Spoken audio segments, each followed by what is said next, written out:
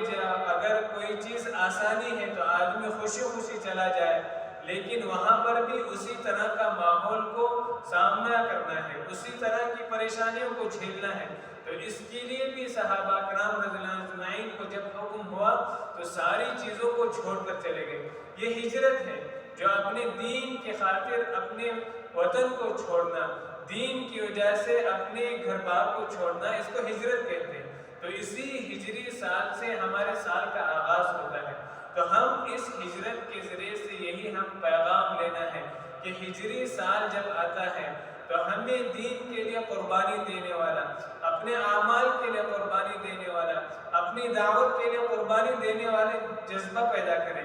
ظلم کے خلاف اور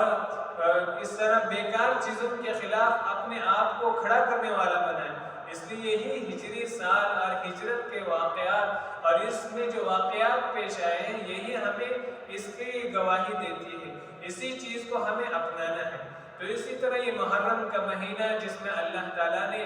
اپنے نبی حضرت موسیٰ علیہ السلام جو ظلم کے خلاف، جو بادشاہ، جو ظالم بادشاہ تھا، اس کو دعوت دیتے دیتے جو اب اس کے قوم پر، حضرت موسیٰ علیہ السلام کے قوم پر جو ظلم ہوئے تھے، اس ظلم سے حضرت موسیٰ علیہ السلام اور ان کے قوم کو نجات دے دی تھی۔ تو اسی دن محرم الحرام کے مہینے میں کہ اللہ تعالیٰ نے موسیٰ علیہ السلام اور ان کی قوم کو ظالم بادشاہ سے نجات دے دی، جس طرح فرعون سے نجات دے دی، تو اللہ تعالیٰ نے قرآن مجید میں اس کو ذکر فرمایا ہے کہ اللہ تعالیٰ کی اس نعمت کو یاد کرے جب فرعون اور جو اولاد، جو لوگوں کو ذبح کیا کرتا تھا، جو بچوں کو ذبح کیا کرتا تھا اور عورتوں کی بے عزتی کیا کرتا تھا، ان کو زندہ درگور کیا جاتا تھا، تو ان سے اللہ تعالیٰ نے موسیٰ علیہ السلام اور ان کے قوم کو نجات دی تھی۔ تو آپ صلی اللہ علیہ وسلم جب مدینہ میں آئے تو یہودیوں کو دیکھا کہ وہ عاشوراء کے دن یعنی محرم کے 10ویں دن کو روزہ رکھتے ہیں۔ تو جب پوچھا کہ یہ کون سی بات ہے کہ آپ 10ویں محرم کو روزہ رکھتے ہیں، عاشوراء کا روزہ رکھتے ہیں، تو ان سے کہا گیا کہ یہ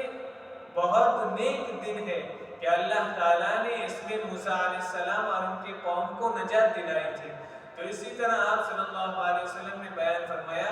کہ تم سے زیادہ حقدار موسیٰ علیہ السلام، آپ موسیٰ علیہ السلام کے ہم ہیں۔ تو آپ صلی اللہ علیہ وسلم نے لوگوں کو حکم دیا کہ اس دن کا روزہ رکھا کریں، تو اس کی ترغیب دی کہ 10ویں محرم کا روزہ رکھا جائے۔ اور اسی طرح آپ صلی اللہ علیہ وسلم نے حدیث پاک میں آتا ہے کہ آپ صلی اللہ علیہ وسلم فرمانے لگے کہ اگر اگلا سال مجھے موقع مل جائے، یعنی میری زندگی نے مجھ سے وفا کی، میں زندہ رہا، تو اگلے سال یہودیوں کی مخالفت کرتے ہوئے 9ویں محرم اور 10ویں محرم کا روزہ رکھا جائے۔ تو اسی طرح حدیث پاک میں اس کی فضیلت آتی ہے کہ آپ صلی اللہ علیہ وسلم نے بیان فرمایا کہ میں اللہ تعالیٰ سے ایک بات کا اطمینان کرتا ہوں، یہ بات اللہ تعالیٰ سے امید کرتا ہوں کہ اس عاشوراء کے روزے کی وجہ سے اللہ تعالیٰ پچھلے سال کے گناہوں کو معاف فرمائے گا۔ تو اسی طرح حدیث پاک میں یہ بھی بیان فرمایا گیا کہ رمضان المبارک کے مہینے کے بعد جو سب سے بہترین روزے ہوتے ہیں وہ محرم کے روزے ہوتے ہیں، اور فرض نماز کے بعد جو سب سے بہترین نماز ہوتی ہے وہ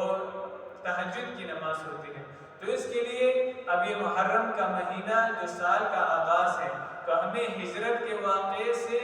قربانی دینے کا جذبہ پیدا ہونا چاہیے، ظلم کے خلاف اور ظلم کے خلاف کھڑے ہونے کا جذبہ پیدا ہونا چاہیے، دین پر اپنی جان، اپنی مال، ساری چیزوں کو قربان کرنے کا جذبہ پیدا ہونا چاہیے۔ اور اسی طرح جو ہمیں کمی کوتاہیاں ہیں، جو ہمیں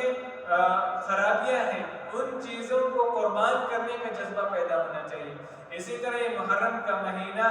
جو سال کا آغاز ہوتا ہے، تو سال کے آغاز کو ہم اللہ تعالیٰ کی اطاعت کے ساتھ شروع کرنے کے لیے اس مہینے کی، جس میں حدیث پاک میں بیان کیا گیا کہ سب سے بہترین روزے اس مہینے کے ہوتے ہیں رمضان مبارک کے بعد، تو ہمیں خیر کے کاموں کو کرتے ہوئے اس مہینے میں زیادہ سے زیادہ روزے رکھنے کی کوشش کرنی ہے۔ اور جب عاشوراء یعنی 10ویں محرم کو، تو جس طرح 10ویں محرم کا روزہ رکھنے کے لیے آپ صلی اللہ علیہ وسلم نے وصیت کی ہے، اور اسی طرح آپ صلی اللہ علیہ وسلم کی جو تمنا تھی کہ اگر میں زندہ رہتا تو 9ویں اور 10ویں محرم کا روزہ رکھتا، تو یہودیوں کی مخالفت کرتے ہوئے ہمیں اس چیز کو اپنانا ہے، خصوصی طور پر ہم 9ویں اور 10ویں محرم کا روزہ رکھیں۔ اگر کوئی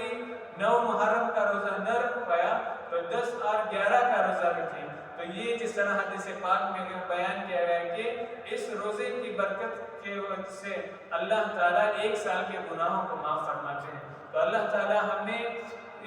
جس طرح ہجرت کا قصہ ہے اور جس طرح قربانیوں کا قصہ ہے، اپنی ہم خرابیوں کو چھوڑ کر اس کی قربانی دینے والے بن جائیں اور دین پر ہر چیز کو قربان کرنے کا ہم میں جذبہ پیدا ہو جائے۔ اللہ تعالیٰ ہمیں کہنے سننے سے زیادہ اس پر عمل کی توفیق عطا فرمائے۔ وآخر دعوانا